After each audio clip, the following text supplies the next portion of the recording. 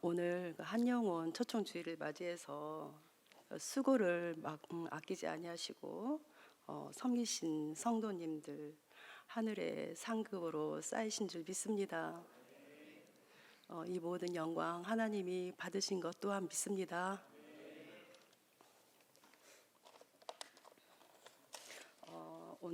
오늘은 그 말씀이 희귀했던 시대였던 마지막 사사 사무엘 시대의 이야기입니다. 이때 사무엘의 나이는 대략 32세 정도였을 것으로 추정합니다. 이스라엘 사람들이 약속의 땅 가나안 땅에 들어와서 하나님이 축복해 주심으로 먹을 것, 입을 것, 이런 풍성해서 잘 살게 되니 그만, 그러니까 하나님을 등지고 그 땅의 토착신인 바알들과 아스다롯을 섬기게 됩니다. 그러자 하나님은 이스라엘을 블레셋 손에 붙이셨습니다. 말씀 없이 살다가 터진 사건이었습니다. 그 블레셋 사람들은 이스라엘 사람들을 압제하고 탈취하며 말할 수 없는 고통을 주었습니다. 이스라엘 사람들은 그 고통을 견디다 못해서 이제 사무엘을 찾아옵니다. 하나님의 사람 사무엘이요, 우리가 블레셋 사람들의 압제에서 견딜 수가 없으니 우리가 어떻게 하면 블레셋 사람들의 손에서 벗어날 수 있겠습니까? 하면서 사무엘에게 묻습니다. 이때 사무엘은 단호하게 하나님의 말씀을 전합니다. 너희가 전심으로 하나님께 돌아오려거든 이방신인 아스다롯 신을 제하고 너희 마음을 여호와만 섬겨라. 그러면 블레셋 사람들의 손에서 벗어날 수 있을 것이다 라면서 그러한 압제와 그 핍박의 원인이 무엇 때문인지 분명하게 이야기해 줍니다. 이 말을 들은 이스라엘 사람들은 각자 자기 집에 가서 그 가정의 제단을 회파하고 바알과 아스다롯을 모두 제하여 버렸습니다. 그러자 사무엘이 온 이스라엘을 블레셋 온 이스라엘 사람들을 이렇게 불러서 이제 미스바로 모이게 합니다. 6절 읽어보시겠습니다. 7장 6절 다 같이 읽을게요. 시작. 그들이 미스바에 모여 물을 길어 여호와 앞에 붓고 그날 종일 금식하고 거기에서 이르되 우리가 여호와께 범죄하였나이다 하니라. 사무엘이 미스바에서 이스라엘 자손을 다스리니라. 여기에서 보면 다스리다는 말씀이 나오죠. 이 말씀은 말씀을 먹이다 라는 뜻을 갖고 있으며 말씀이 끊어졌던 그들에게 드디어 사무엘이 말씀을 먹이기 시작했다는 뜻입니다. 이스라엘 사람들이 소집되어서 미스바에 모여서 하나님 앞에 회개하고 하나님의 말씀을 듣기 위해서 지금 모였습니다. 그러나 블레셋 쪽에서는 오해를 했습니다. 저 이스라엘 사람들이 모여서 반역을 일으키려나 보다 하고 그만 전쟁을 선언했습니다. 그만 전쟁이 벌어졌습니다. 이스라엘 사람들은 회개하기 위해서 모였는데 하나님은 왜 전쟁을 직면하게 하셨을까요? 이해 가시나요? 이스라엘 사람들이 금식하면서 물을 붓고 그 사막에는 물이 좀 귀하잖아요. 근데 그 물을 붓고 애통하는 심정으로 마치 물을 부어 쏟듯이 자신의 마음 전부를 다 내어놓고 회개하며 하나님 앞에 은혜를 구하고 있는데, 하나님의 말씀이 또 사무엘 선지자를 통해서 선포되어지고 있는데 왜 전쟁을 허락하셨을까요?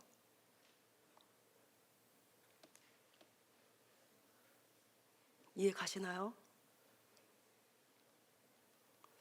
여기에는 하나님의 섭리가 있음을 볼 수 있습니다. 블레셋 사람들의 그 가치와 문화 속에 젖어 있던 이스라엘 사람들의 그 신앙생활이 이중적이었던 것을 살펴볼 수가 있습니다. 말씀 읽다 보면 하나님을 믿기는 믿는데 아스타롯과 바알을 섬겼던 것입니다. 아니 어떻게 그럴 수가 있어? 라고 우리는 생각할 수 있잖아요. 그죠?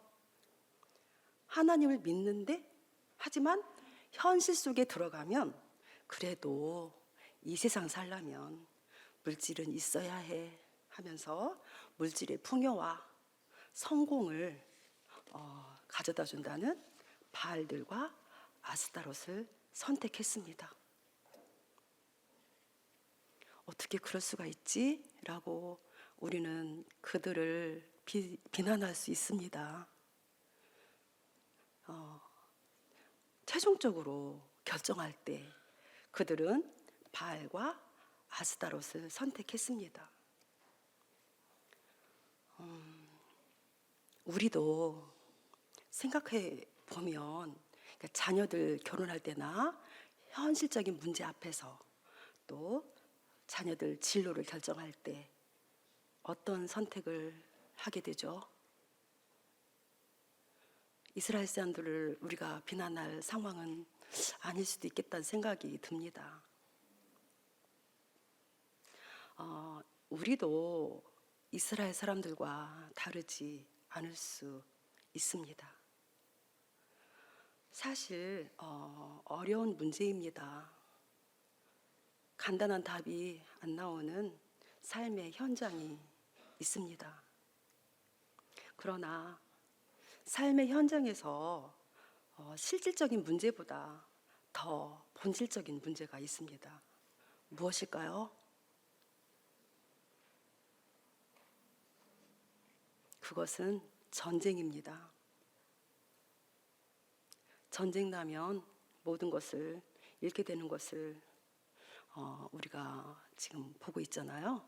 소련과 우크라이나, 또 이스라엘과 팔레스타인, 하마스의 전쟁에서 그 전쟁의 끔찍한 참상을 우리는 보게 됩니다. 전쟁은 모든 것을 잃게 되는 본질적인 문제인 것입니다. 우리나라도 6.25 전쟁을 겪었습니다. 끔찍했죠. 지난번 염산교회에서 오셔서 아이들부터 어른에 이르기까지 순교 당했던 그 생생한 끔찍한 경험을 들었습니다. 우리나라는 공산주의를 몸으로 겪었습니다. 이스라엘 사람들도 지금 회개하다가 전쟁을 겪게 됩니다. 이때 사무엘은 두려워하지 않고 하나님 앞에 젖먹이는 어린 양을 가져다가 온전한 제사를 드림으로 하나님 앞에 간구하며 결국 하나님의 응답을 얻어냅니다. 진실하며 간절한 헌신의 기도가 얼마나 큰 능력을 갖고 있는지 알 수 있습니다. 10절 다 같이 읽어보실까요? 시작.